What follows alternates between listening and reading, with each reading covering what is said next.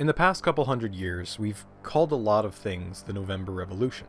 As far back as the 1830s, when Poland rebelled against the Russians, you had the famous October Socialist Revolution that technically took place in November if you use the Gregorian calendar. You then have the creation of the Weimar Republic in Germany following World War I, and most recently we've had the 1989 Velvet Revolution, which ended the communist rule in Czechoslovakia, the same month that the Berlin Wall fell. But I'm here to talk about November of 1974. The United States is coming to terms with the resignation of Richard Nixon just a few months prior. The midterm elections of 1974 under Gerald Ford were a slaughter for Republicans. Democrats stole an astonishing 49 seats, securing the two-thirds majority that they needed to override Ford's presidential veto powers. In the nearly 50 years since, it remains the largest net gain of seats for the Democratic Party. But no one calls this the November Revolution of 1974. That name belongs to a decidedly non-political event. Physics is about to experience a coincidence so remarkable, so improbable, that we're unlikely to see anything like it ever again.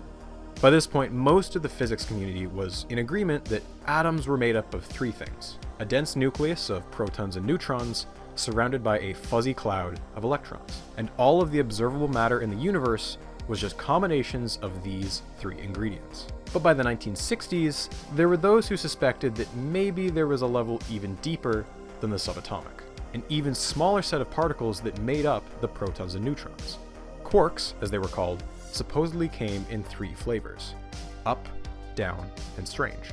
And despite some experimental evidence in favor of this quark model, it was still up for debate whether quarks were actual physical particles or just useful mathematical concepts that helped to resolve some of the weirdness of certain experiments. Sure, they fixed a few problems here or there, but they seemed like a band-aid applied to what was a huge hole left in the jigsaw puzzle. But this attitude would change thanks to an unexpected result off the California coast. Bert and Richter was leading a team at Stanford, working on their newest $6 million toy, a tunnel loop 80 meters in diameter known as SPEAR. This is a very expensive tunnel in which electrons and their antimatter equivalents are rammed together at high speeds in the hope that they'll explode into new particles. As is typical in physics, when a breakthrough is made, everyone assumed that something must be broken because they weren't even looking for a new particle. And yet, there it was, flashing into existence for just 7 zeptoseconds, with an energy of 3 billion electron volts. This wasn't evidence of the up, down, or even strange quark. This was something new. This was a fourth quark, specifically a fourth quark appearing in tandem with its antimatter equivalent before they annihilate each other. Now, a fourth quark had been proposed before, but never seen in the wild. If this truly was the fourth quark, charm, as it's now called, the band-aid could come off. They had just found the missing jigsaw piece. Richter had wanted to name the hybrid particle SP, after the accelerator that had discovered it, but his co-workers really didn't like that name. So instead, he asked a Greek colleague which Greek letters were still available. Iota was free, but he opted against it since iota's a synonym for insignificant and it seemed a little counterintuitive given the magnitude of this discovery. So in the end, he settled on psi. Later, they would observe the path the particle took using a spark chamber. A spark chamber is a stack of high voltage metal plates filled with helium and neon. When a high energy particle passes through it, the gas ionizes, leaving a visible trail of sparks. And somehow, the spark trail was the exact same shape as the letter psi. Now, this fact on its own is crazy, that a particle was named and then very soon after resembled the shape of its name. But this wasn't the coincidence I mentioned earlier. That exact same month, on the opposite side of the country, a group is working out of Brookhaven National Laboratory on Long Island. Leading the team was Samuel Ting, and with their own collider, the larger and more powerful AGS, they had stumbled onto the exact same charm-anti-charm particle. Ting called the particle J. As the story goes, he chose J because it's remarkably similar to the Chinese character in his own name. Other stories behind the name have cropped up over the years, but if I had to choose a personal favorite story, it's that J is the first letter of his daughter's name. On the 11th of November, Ting flew to Stanford for unrelated reasons and just happened to cross paths with Richter. When both men excitedly told the other about their recent breakthrough, they soon realized that they were talking about the same thing. Later that same day, they jointly made the announcement for the discovery of J/psi. It's astounding that such an important discovery was made independently within such a short period of time. For this reason, J/psi is the only subatomic particle that has two officially recognized names. But we don't call it the November Revolution because of one discovery. We call it that because it pointed the whole field in a specific direction, kicking off a decade of discoveries. That same year, Jean Iliopoulos would compile what is now widely understood to be the first ever edition of the Standard Model of Physics. At this point, it's an even larger jigsaw puzzle, still missing some critical pieces. And you know how jigsaws are. Even if a piece is missing, you can still kind of infer what it should look like. Maybe you recognize some of the names here. This outer ring we call the fermions, aka the matter particles. The top half is the family of quarks. Note that you'll never find one of these on their own, only in larger combinations called hadrons. Only 3 years after the discovery of charm, the first evidence of an even heavier fifth quark was found. This new one was named the bottom quark. What this suggested was that there is a sixth partner quark also out there, waiting to be found, and thus the search for the massive but elusive top quark had begun. Gotta tell ya, this is one hell of a naming convention. On the other side here we have the leptons. Unlike quarks, you can actually find these alone in the wild. They consist of the electron, who you may recognize from their greatest hit, electricity. Less well known are its big sibling, the muon, and the even more recently discovered, even bigger sibling, tau. Each of these three have their own corresponding pets, the neutrinos. One of them is still just implied, but we're pretty sure it's out there.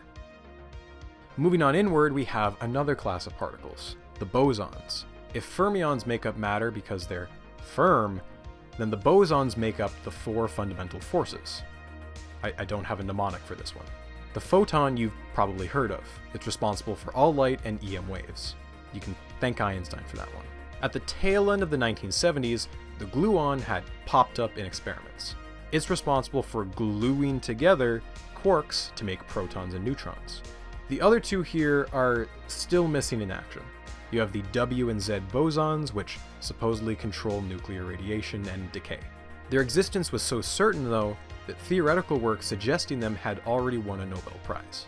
And that's about all there is. That's the Standard Model of Physics. Well, okay, no, not technically. There were those who proposed another boson, one that would tie all the other particles together in a field. And this field would supposedly explain the origin of mass. At this point in time, it wasn't so widely accepted, and thus its time in the spotlight will come much later on. So, as the 1970s gave way to the 1980s, this was the state of the Standard Model and most of particle physics. But something was becoming clear. To make further progress and find those missing pieces, the technology needed to catch up first. The heavier the particle, the higher the energy needed to produce it. They needed bigger accelerators. And thus 14 years after their first joint announcement, Burton Richter and Samuel Ting will be reunited. Not for the first time. They had, after all, jointly accepted a Nobel Prize some years back. And yet, despite the prestige of the Nobel ceremony, this occasion was no less monumental. A few feet away from them, the announcement is being made for what will be the largest scientific undertaking in United States history. It would be the particle physics equivalent of landing on the moon. Their mission was to find the holy grail of particle physics. And Ronald Reagan was all in. Outer space used to be called the final frontier.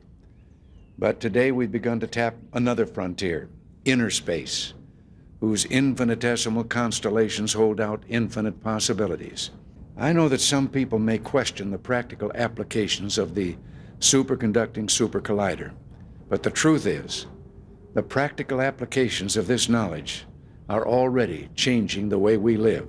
In the face of ever-increasing global competition, the United States must maintain the leading edge in science and technology, and building the world's largest particle accelerator is a visible symbol of our nation's determination to stay out front. Within 5 years, the project will have completely collapsed, and with it, American leadership in the realm of particle physics. Burton Richter would go on to call the project one of high-energy physics' greatest failures. I'm warning you now. This story has a lot of things. What it doesn't have is a happy ending. This was a failure so big, so massive in its scope, that it's hard to put into words. Instead, I think it's better if I let you see for yourself.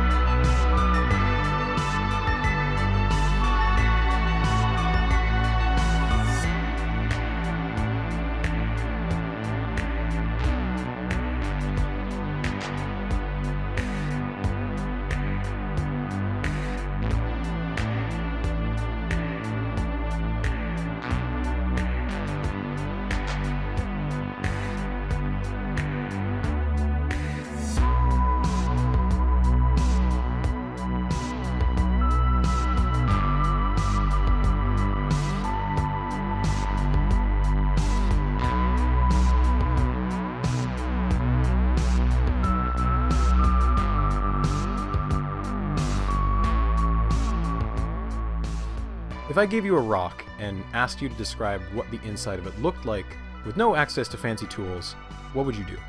Personally, I'd throw it at the ground repeatedly until it broke. At some point, humans realized that the best way to find out what something is made of is to smash it open. And if it's a rock or an apple, our hands can get the job done. But if we wanted to break apart something small, like a proton, for instance, we're going to need some specialized gear. Hence, particle accelerators. A particle accelerator, or more specifically a collider, consists of three main components. 1. A tunnel system, generally a circular loop that is held at vacuum and at temperatures close to absolute zero. This is what the particles will be traveling through. 2. A set of ultra-strong magnets. These serve two purposes. Most of the ring is surrounded by equally spaced magnets, and their job is to steer the charged particles around the ring. Additionally, you have a specific region where the magnets are used to speed up the particles once per loop, like a booster in Mario Kart. After thousands of loops per second, the particle has approached the speed of light.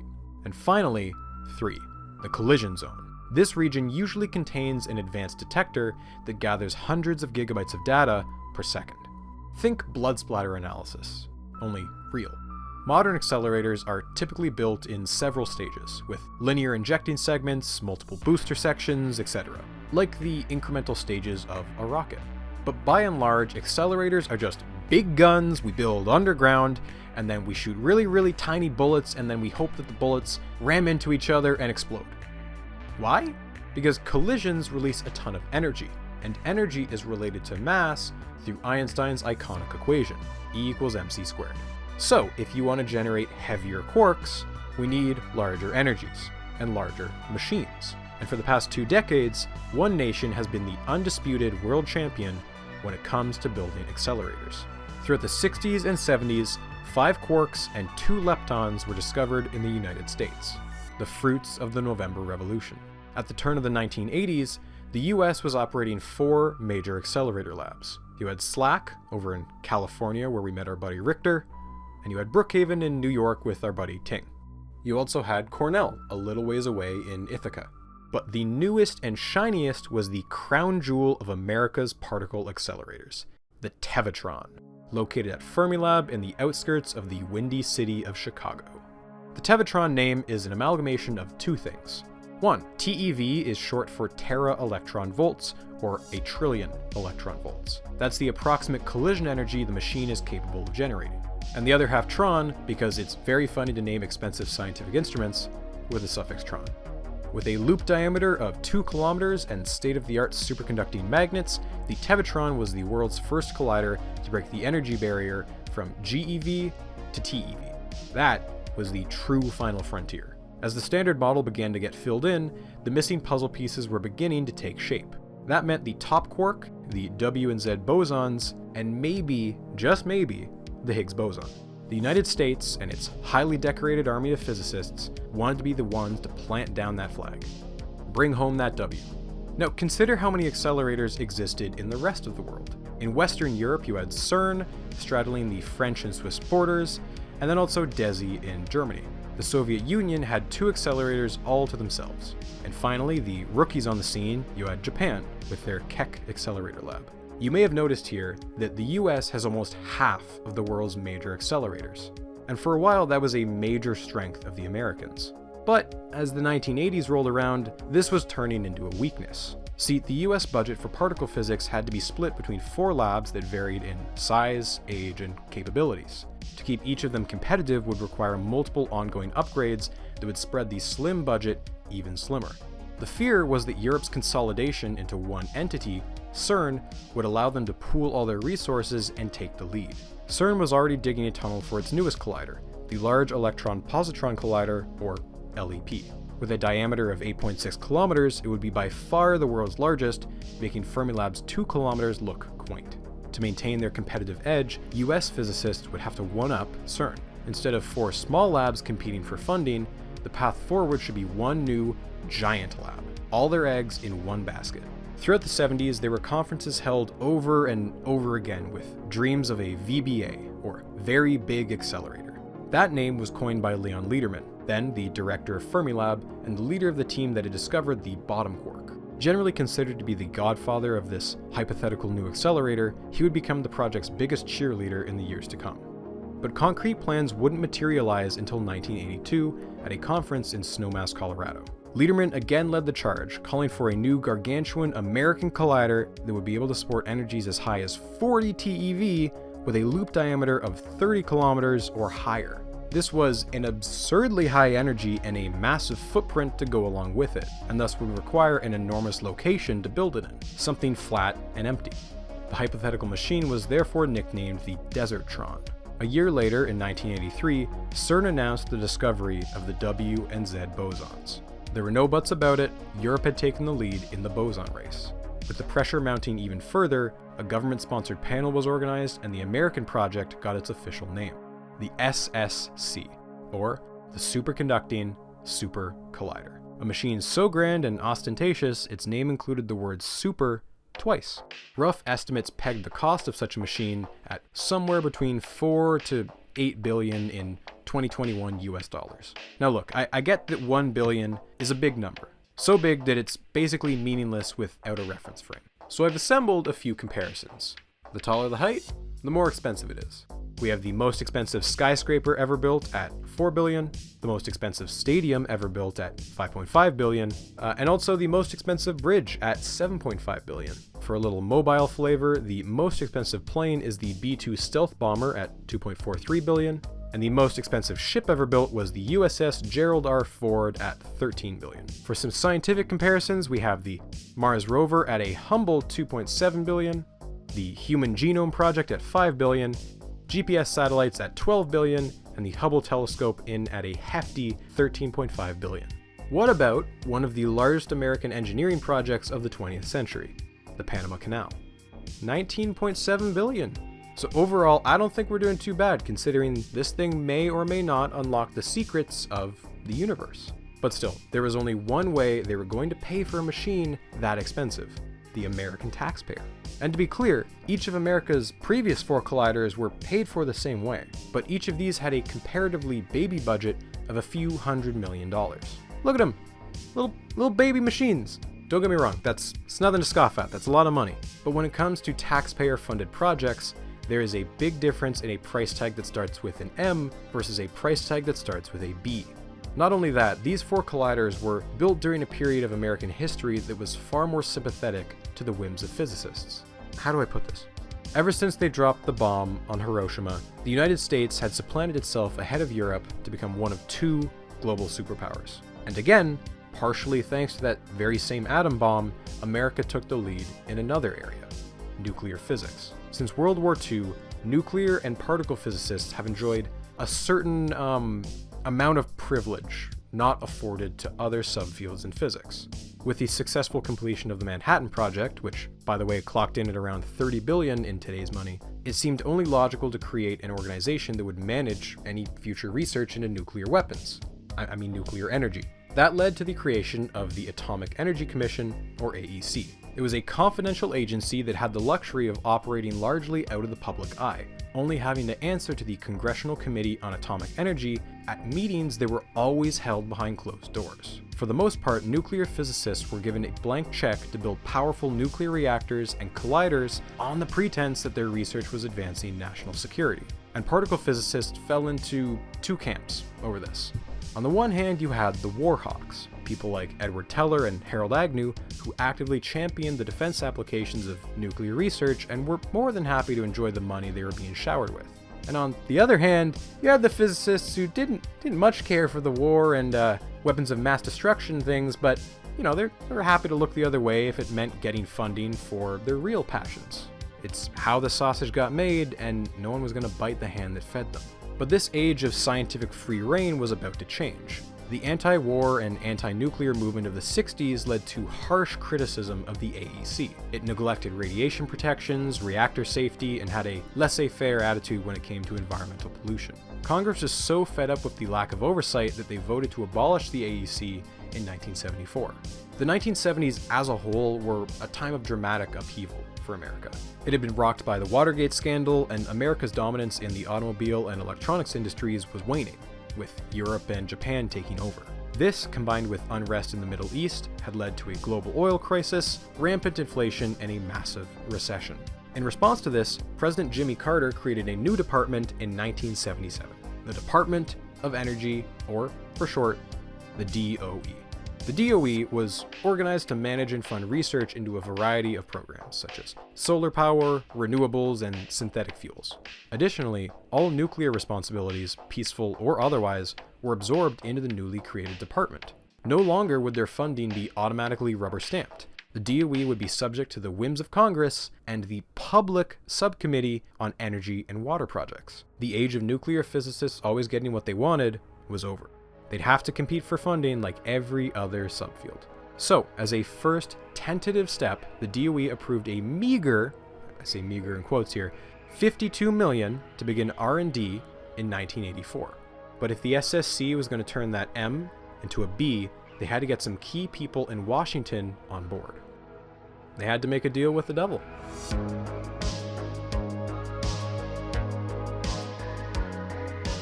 The SSC only got off the ground due to an alliance of convenience. There had never before been a scientific project of this scope, both in the physical size and financial cost. Unlike previous American accelerators funded by the US government, this one was going to be the first to cross the billion-dollar threshold. In fact, it was projected to cross it a dozen times, and as a consequence, it was not going to be able to be quietly funded without significant public scrutiny. In particular, it needed the stamp of approval of one very specific person. There are two Ronald Reagan quotes often associated with the SSC, both of which came following a cabinet meeting on January 29th of 1987. At the end, when Reagan finally gave his approval for the project, he was told that his decision would make a lot of physicists ecstatic. His reply was, "That's probably fair, because I made 2 physics teachers in high school very miserable." But the other quote gives a little more insight into Reagan's thought process. Following a presentation on the merits of funding the project, he reportedly pulled out an index card from his jacket pocket and went on to recite a poem by Jack London. "I would rather be ashes than dust." This continued on for about a minute. In a moment that is very on brand for late-stage Reagan, those in the room with him were unclear on what he was trying to say. Reagan would clarify with a different quote, which he pulled from his days spent as a football announcer. He was telling physicists to throw deep. It was time for a Hail Mary. It may be surprising to you that Ronald Reagan, of all people, would be so enthusiastic about a multi-billion-dollar project that is incredibly abstract and with almost no short-term economic or strategic benefits. But I think the line "throw deep" perfectly encapsulates Ronald Reagan's distinct brand of Cold War posturing. It took nearly 6 years of delicate political maneuvering by physicists and bureaucrats alike to get Reagan to throw deep with the SSC and the Department of Energy. It was like playing political whack-a-mole. Every time physicists would gain one ally in Washington, they'd either retire or get promoted, only to be replaced by someone who wasn't that much of a fan of the project. But eventually, they'd managed to sway several key members around the big man himself. First was George Keyworth, a nuclear physicist serving as Reagan's first science advisor. Eventually, he was joined by Alvin Trivelpiece, the director of energy research at the DOE. He did a lot of the legwork to eventually get the support of John Harrington, Secretary of Energy. And Harrington was finally high enough up the bureaucratic food chain to arrange that fateful cabinet meeting where Trivelpiece gave the pitch that ultimately swayed Reagan. All of this is especially remarkable, given that when Reagan first took office in 1981, one of his first acts was to try and shut the DOE down. During his presidential campaign, Reagan had actively made promises to do just that. The department was the exact kind of red tape, big government overreach he villainized through his politics. As soon as he took office, Reagan slashed programs left and right and began to dismantle the department. He cut all funding to the renewable energy and synthetic fuel programs, and in a particularly spiteful and petty act, he removed the solar panels Carter had installed on the White House roof. You can see just how little Reagan cared about the department by looking at who he chose to run it. Throughout Reagan's 8 years in office, he would appoint 3 secretaries of energy, each of whom was uniquely unqualified. His first pick was a dentist turned politician. His next choice, Donald Hodel, was closer, as an ex-power grid administrator. And yet, he's most remembered for his proposed solution to the hole in the ozone layer, which was not to try and fix it, but rather suggesting that everyone just wear hats and sunscreen. His final secretary was John Harrington, a California real estate developer. Perfect. Now, hindsight has painted Reagan as anti-science, but I think this is a misconception. Reagan could be pro-science. After some small cuts in his first year in office, there was an immediate reversal. Funding for federal research and development grew by a whopping 50%. But of course, this came with a big, fat asterisk. Reagan was funding a very specific kind of science. As you might be aware, the Department of Energy is still around today. Reagan never went through with completely gutting it.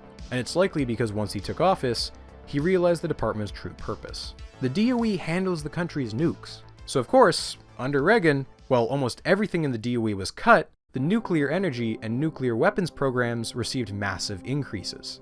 But let's visualize this another way. See those mountains back there? Well, they aren't actually mountains. They're the annual United States military budget.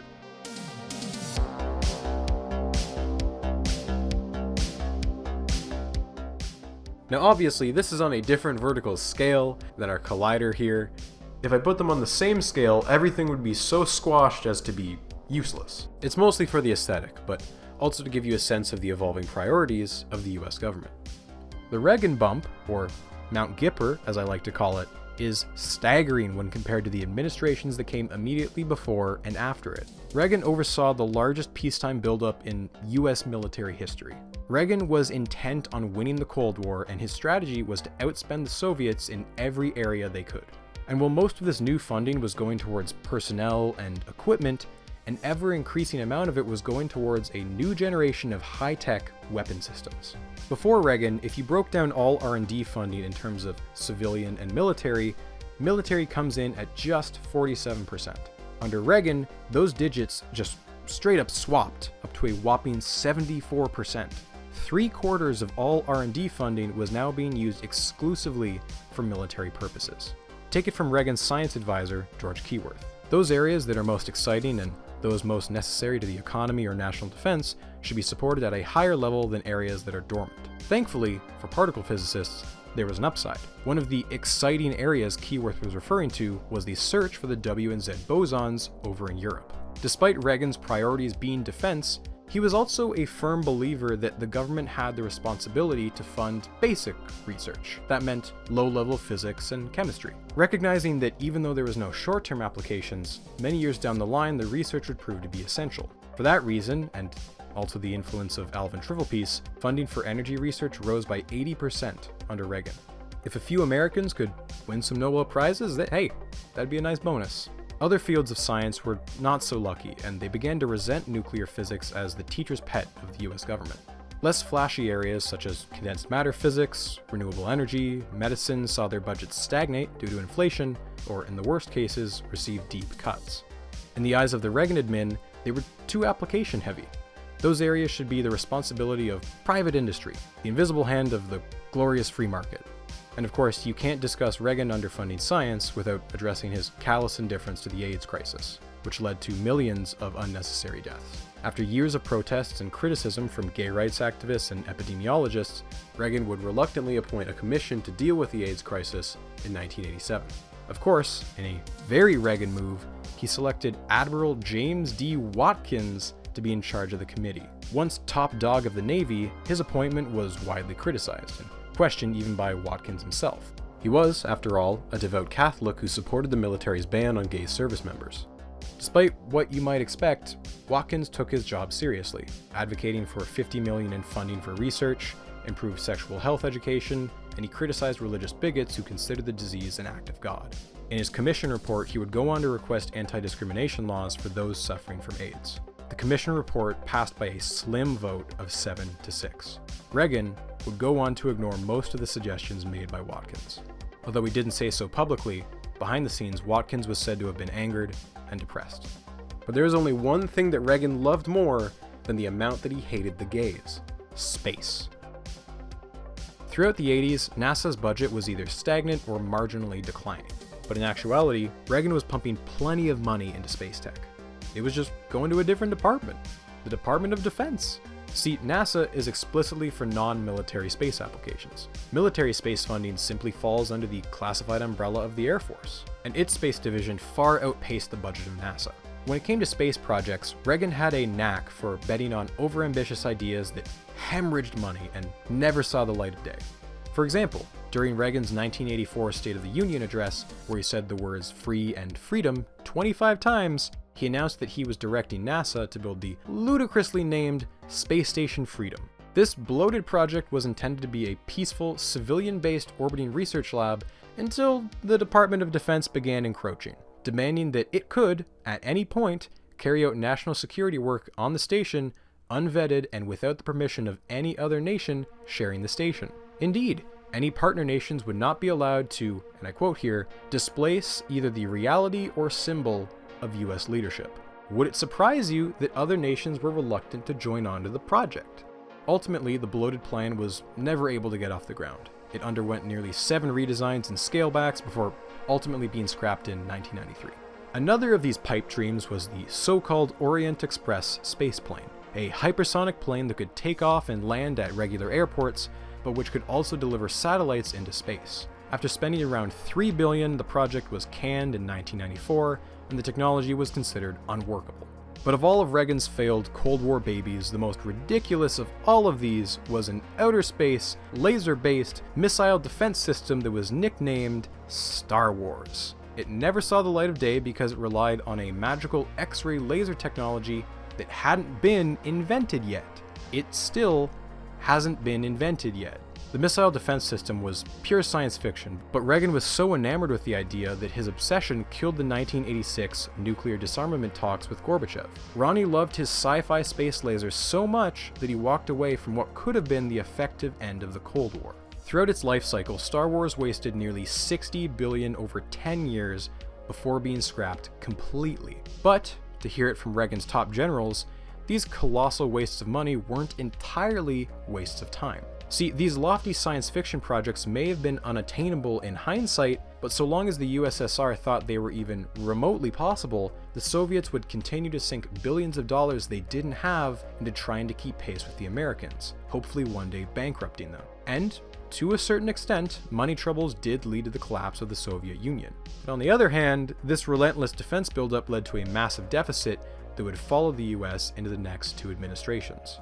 So, with all this context, it should be obvious now why Reagan was so eager to support the SSC. George Keyworth knew that Reagan had a personal investment in projects that appeared imaginative and ambitious, and thus worked hard to pitch the SSC in the same light as projects like Star Wars. But whereas those projects helped to probe the frontier of outer space, the SSC would probe the opposite end of the spectrum, inner space. And when I use the term frontier, that's not me clumsily adding subtext.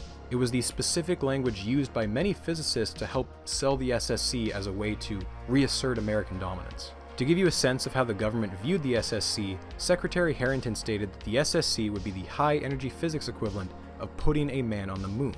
And in a lot of ways, the SSC truly was like putting a man on the moon. For one, the US did not win the space race. Let's get that out of the way. They were beaten by the Soviet Union to every conceivable milestone. It was only by choosing a grand and ostentatious goal with a high chance of failure that the US was able to move the goalposts and reshape the narrative that they won the space race. This was an approach typical of US government-funded science. Bold, big advancements where they would leapfrog over the competition.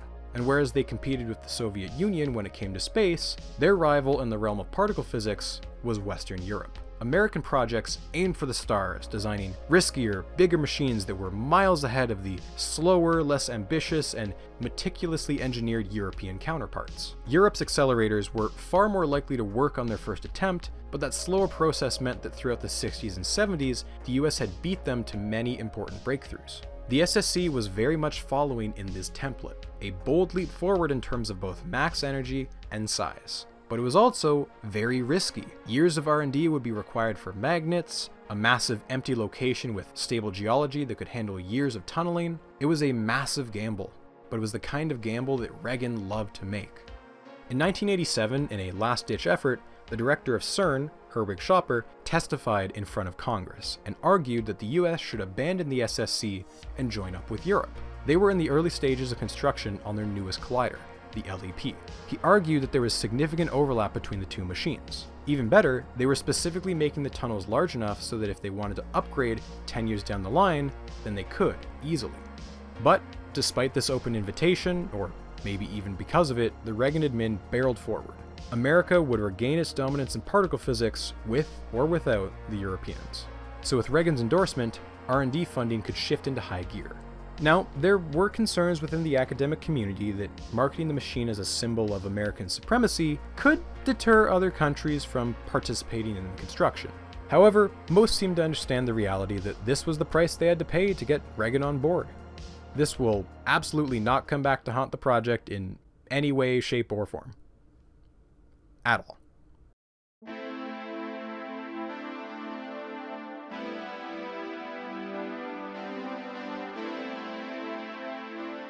Meet Maury Tigner. Maury has been toiling away in the background of the story for a while now. When the DOE approved an initial research phase for the SSC in 1984, Maury was picked to lead the planning team out of Berkeley, California. He was widely viewed among the community as one of the brightest minds in accelerator design, having been responsible for Cornell's accelerator. The DOE was impressed with Tigner's efficiency and thoroughness, and also by how he inspired loyalty in his team. He worked hard, and his team respected him. And in a field with so many conflicted voices, the DOE viewed him as the only suitable candidate to become the full-time leader of the R&D. With the plan laid out, the DOE allocated a few dozen million in funding, a small enough amount that Congress didn't have to be consulted. Like I mentioned previously, accelerators are really just three components: a tunnel system, thousands of ultra-strong magnets, and a series of detectors. The detectors, thankfully, could come much later in the project's life. The key criteria that needed to be figured out were A, how big is the tunnel loop going to be, and B, how are they going to make the magnets? Collider performance is really a three-way compromise between the size, max energy, and magnet strength. Ideally, we'd make the loop as small as we could, because tunneling and construction is incredibly expensive. But at the same time, if we want a smaller loop, we need stronger magnets to compensate. And magnets aren't cheap either. And these weren't just any magnets. They were going to be 17-meter-long superconducting niobium titanium magnets, which meant that to maximize their performance, they would need to be held at temperatures barely above absolute zero. If they rise in temperature too much, just 4 degrees above absolute zero, the magnets quench and lose their superconductivity. This is usually followed by a rapid surge of heat that can melt components or even cause an explosion. For all these reasons, each magnet would likely cost around tens of thousands of dollars, and they'd need around 8,000 of them. So, to summarize, if you lock in max energy and you lock in magnet strength, the size of the collider is really the only variable they could increase. Somewhere in the middle of all this was the sweet spot, and Maury Tigner's team needed to find it. In early 1984, there were reports from CERN that evidence of the top quark had been found. This turned out not to be the case, but the false alarm still put pressure on the design team. CERN kept bragging that their eventual upgrade could support energies up to 18 TeV. The SSC needed to go above and beyond to justify its existence. So, for both technical and political reasons, Tigner's group decided on a colossal total energy of 40 TeV. The loop would have a diameter of 30 kilometers, nearly 3 times as big as CERN's. If predictions were correct, the SSC would absolutely find the top quark and hopefully the Higgs boson as well. They estimated a 9-year project length, 3 for full R&D, and 6 for construction. The new estimate for the costs was updated to 7.5 to 8.3 billion. On the higher end, but certainly not outrageous. After soliciting a number of different magnet proposals that varied in shape, materials, and strength, they settled on a magnet that could operate at 6.6 Teslas, powered by nearly 12,000 amps of current. This magnet won out over a design by a group in Texas, who had a cheaper but weaker magnet. The choice ultimately came down to the size of the collider. If they went with Texas's magnet, the loop's diameter would be nearly double in size, making the whole thing prohibitively expensive. But here's where the drama comes in. The Texas group refused to accept this decision, saying that there was no way the R&D team could meet their deadlines with the other designs. Now, whether the design would have been any better, we can't really say. But they were right when they predicted that Tigner and his team wouldn't be able to meet their deadlines. The prototypes were a mess, way over budget and behind schedule by over a year. The magnets consistently quenched before achieving their target strength of 6.6 Teslas. Basically, the fields are so strong that the magnets would literally tear themselves apart if not properly constrained, generating heat that ruined the superconductivity. Solving this problem took nearly a year of work that ate up much of the R&D budget. In the years since the SSC was first conceived, its estimated cost had ballooned significantly. In 1982, the most optimistic estimates were saying around 4 billion. When R&D began in 1984, better estimates said 8 billion. Factoring in magnet delays, 10.7 billion. Now, by 1988, numbers as high as 14.1 billion were being thrown around. It had doubled in cost since the DOE first approved the project, all while the federal deficit had been growing wildly out of control. Congress was instituting tougher and tougher budget restrictions, and if they wanted construction funds, Congress was going to have to approve them. To stave off any cuts, Energy Secretary John Harrington made a vague promise that nearly 30 to 50% of the project funding would come from foreign partners. But as of yet, there had been no eager volunteers. Weird that other countries aren't so keen to sign on to a project marketed as an America First project with American leadership on American soil. I'm sure this definitely isn't an omen of things to come. So in the meantime, with no foreign partners, Congress denied funding to begin construction for 2 back-to-back years, instead only giving out $230 million for more R&D. The budget was growing, just not as much as physicists would have liked. Construction would have to wait for whoever the next president was going to be.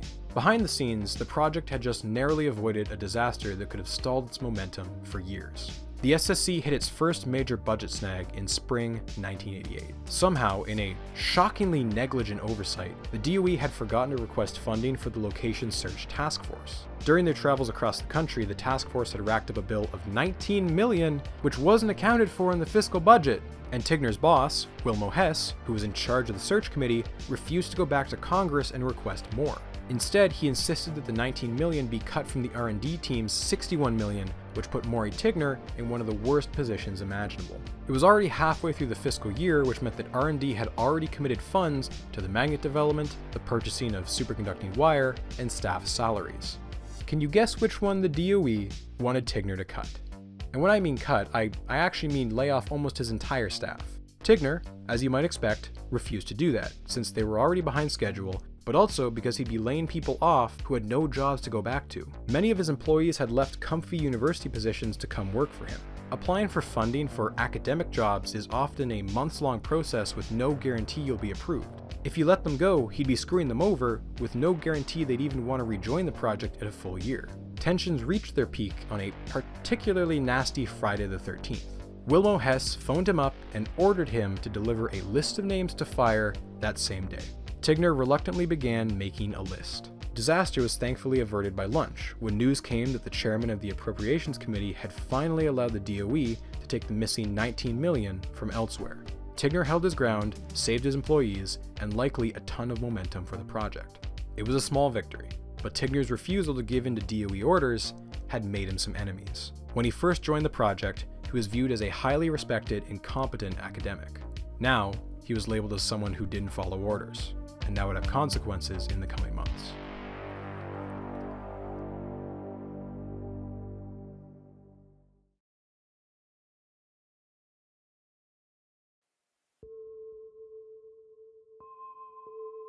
Out of the blue, the DOE would receive an unsolicited proposal written by an Edwin Goldwasser, a high-ranking member of the R&D team.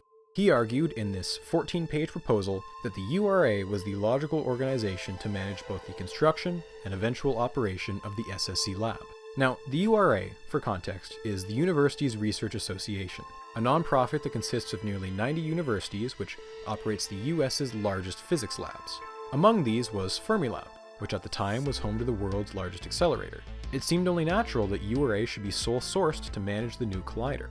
However, there was a question of ethics. Was it acceptable to award such a big contract to the first and only organization to submit a proposal? Or should the DOE wait and have a public bid to avoid accusations of corruption? And in fact, Alvin Trivelpiece actually brought up this proposal in a meeting with high-ranking DOE officials, and supposedly, one of those high-ranking officials, possibly Secretary Harrington himself, had a pen in hand, ready to sign the proposal until they asked if the matter had to be resolved right this second. Trivelpiece reluctantly said no, and the proposal was tabled. It stayed this way for months. Eventually, Trivelpiece stepped down from his role in the DOE, and the project had lost its last remaining key supporter in the White House. Months later, the URA sent in a slightly revised proposal for a second time, but Trivelpiece's interim successor, James Decker, wasn't a confirmed political appointee, and thus didn't have the clout to push the proposal up the food chain. Again, poor timing prevented the project from moving forward. It wasn't until August of 1988 that the DOE officially put out a public call for proposals to manage the SSC. But the deadline was only 3 months away. Way too soon for a project of this scope. Really, the only group that could meet a deadline like that was one that had already submitted a proposal. In essence, the DOE was telling the URA that yes, you can have the job, but we don't trust a bunch of egghead scientists to do it on their own. The URA was now going to have to jump through additional bureaucratic hoops to show that they were willing to play ball with the administration. First, they wanted the URA to bring in private industrial companies to assist in the construction. And secondly, they wanted them to prepare a clear chain of command for the lab. So, the URA begrudgingly complied, submitting a report that was much more in line with the billion-dollar proposals commonly found in the military-industrial complex. The modified proposal brought on Sverdrup Corp and EG&G Inc. as equal partners. The former would handle the construction of the facilities, and the latter would be responsible for admin, electronics, and scientific instruments. The physicists at URA were unhappy with having to bring on members of the military-industrial complex, but they knew this was the only way to please the Reagan admin. This would prove to be a very delicate relationship further down the line, but for the time being, it would get the ball rolling. Now, as prickly as things were with the contractors, things were about to get a lot more personal with the selection of the SSC's director.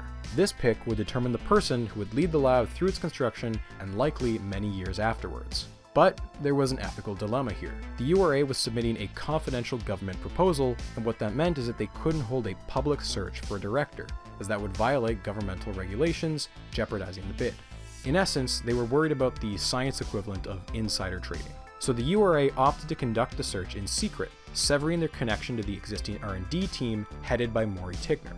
Dozens of names were thrown around for the proposed director. Names you might recognize were Burton Richter and Samuel Ting. Maury Tigner was another top candidate, although he was unaware of this at the time. Even Alvin Trivelpiece was considered, and it's speculated that he resigned from his position at the DOE to avoid a conflict of interest. Reportedly, the two runners-up were Leon Lederman, director of Fermilab and the SSC's godfather, and Nicholas Samios, director of Brookhaven.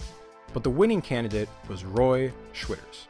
Schwitters had worked under Burton Richter and had played a key role in the November Revolution, as well as being a manager on one of Fermilab's major experiments. It had given him prior experience managing hundreds of workers, which was not something that most physicists could claim. But what really locked him in as the pick were his skills as a communicator.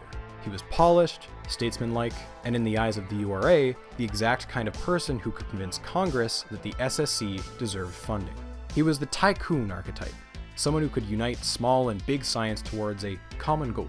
It's also rumored that it was an editorial that Schwitters wrote in Politics Today that convinced Secretary Harrington to back the SSC. So with a director chosen, URA finally drafted up a chain of command below Schwitters to submit to the government.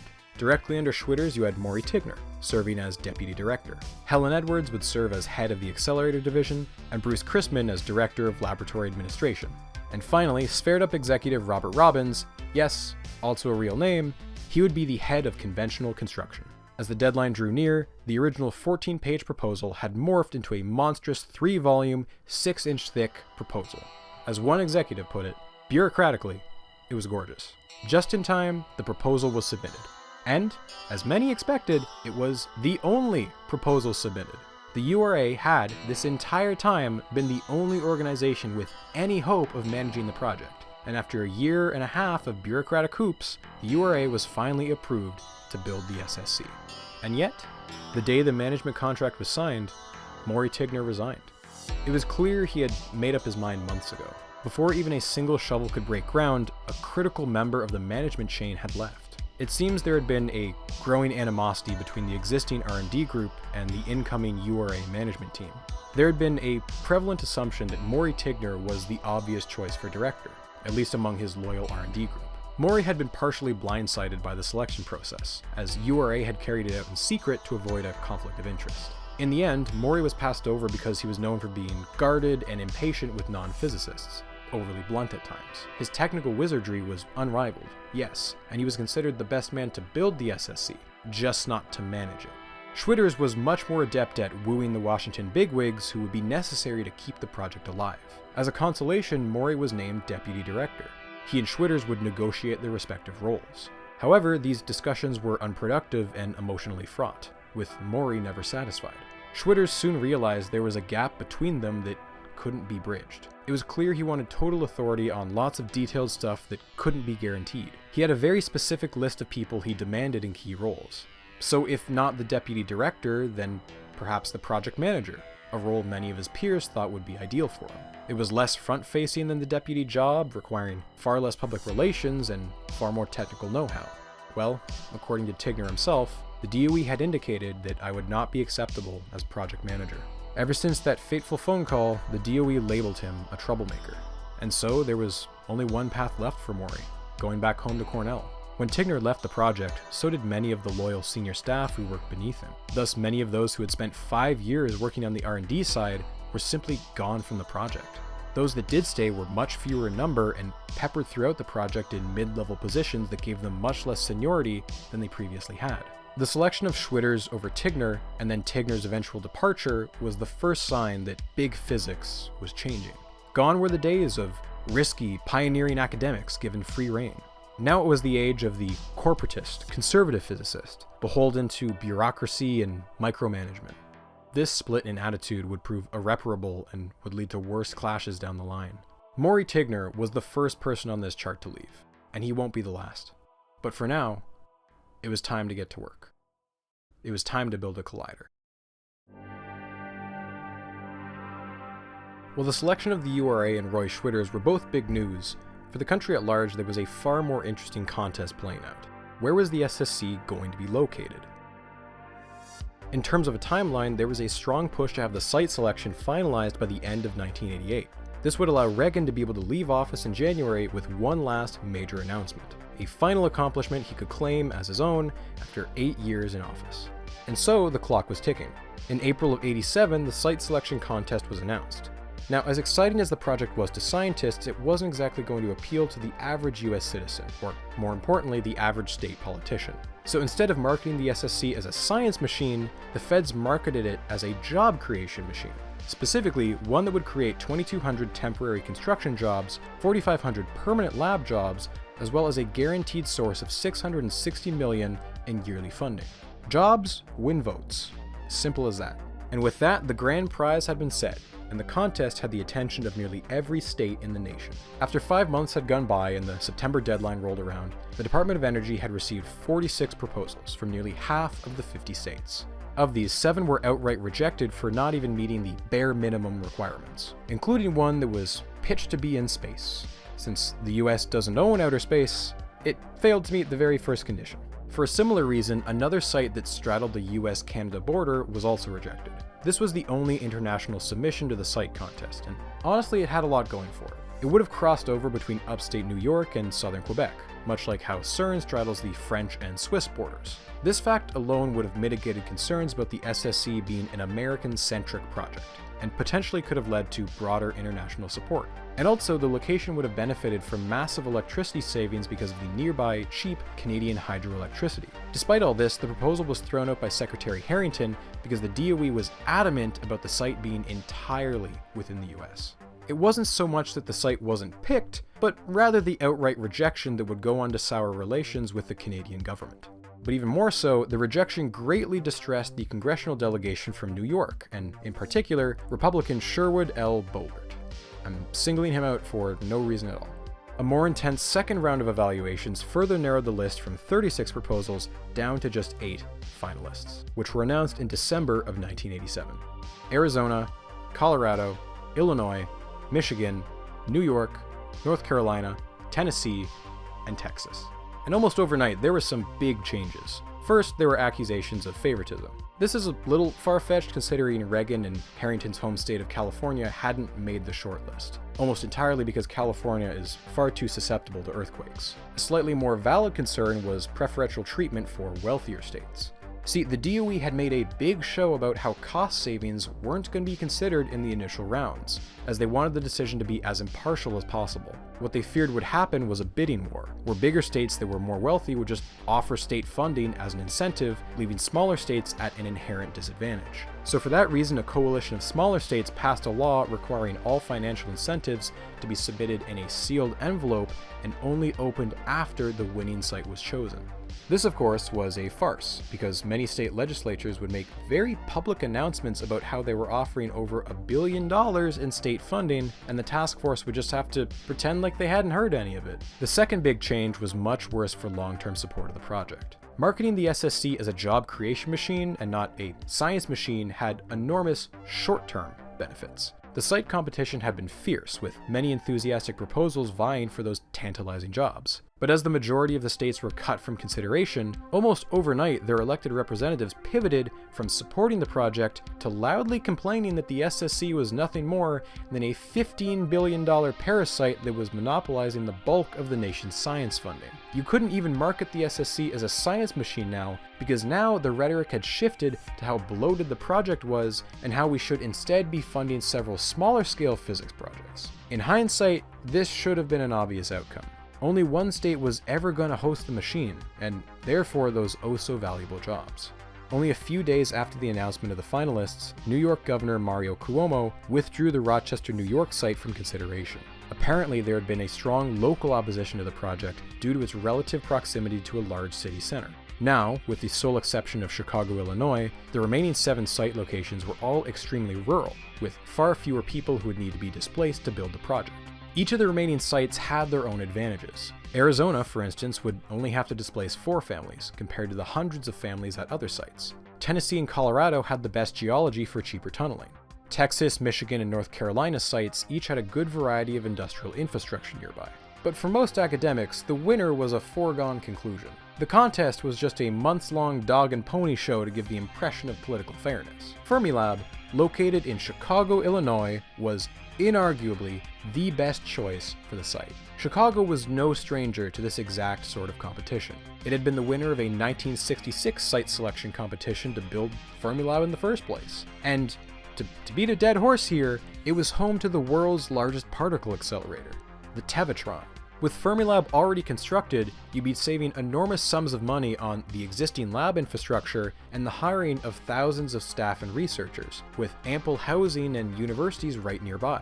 But perhaps the strongest reason, advocated by Nobel laureate James Cronin, was that the building of the SSC at Fermilab would keep the US at 4 particle accelerator labs, not 5. He argued that Europe enjoyed the advantage of only having to support 2 accelerator labs. Going from 4 labs to 5 would only be making their problem worse. During a week-long retreat, the task force wrote the final evaluations for the remaining 7 sites, and they submitted the report to the DOE on November 7th of 1988. A few days later, Secretary Harrington made the final call. The SSC was going to be built in Texas. What? What do you mean, Texas? That was the phrase that reverberated throughout the scientific community. And if tensions weren't high enough, just a few days earlier, in a much less surprising result, George H.W. Bush had defeated Michael Dukakis in a brutal, presidential campaign. There was soon going to be a Texan in the Oval Office. Congress immediately requested an ethics investigation from the US Government Accounting Office, but no wrongdoing was found. The real reason that Fermilab lost out to Texas is far less scandalous, but still just as infuriating. In evaluating the 7 finalists, there were 2 clear contenders: Fermilab and Texas. Each had been judged according to 4 categories. On geology and regional resources, both Fermilab and Texas received outstanding ratings, the highest possible. But on the environmental category, Fermilab only received a good rating, whereas Texas still received outstanding. But it was the 4th and final category where everything fell apart for Fermilab. For setting, Fermilab received a poor rating, the only finalist state to receive a rating that bad. See, out of the remaining 7 finalists, only Fermilab was situated in what could be considered a non-rural area, and there was resistance within the local communities due to concerns about displacement due to construction, noise pollution, and increased traffic. But among these concerns, you had an even louder minority. Catch Illinois was a protest group who often picketed outside Fermilab to oppose the SSC expansion. They argued absurd claims that the experiments would result in nuclear waste production, despite the fact that this is not the kind of research that particle accelerators do. And also, Fermilab had been operating a particle accelerator for nearly 20 years with no negative impacts on the community. It's thought that these fears were driven partly because of the enormous nuclear weapons cleanup that was occurring at the time, as well as the Chernobyl disaster from a couple of years earlier. The anti-nuclear movement was at its most influential. But it wasn't just that there was local opposition. It was more so that Catch Illinois had specifically threatened to tie up this project in the courts for 35 years. Worried that the DOE wouldn't be able to acquire the land in time to begin construction, the Fermilab site was considered too volatile and ultimately given the rating of poor. As for the Texas site, located just south of Dallas in the town of Waxahachie, it was the only location to receive 4 outstanding ratings. It was an outcome that came as a complete shock to nearly everyone in the academic community.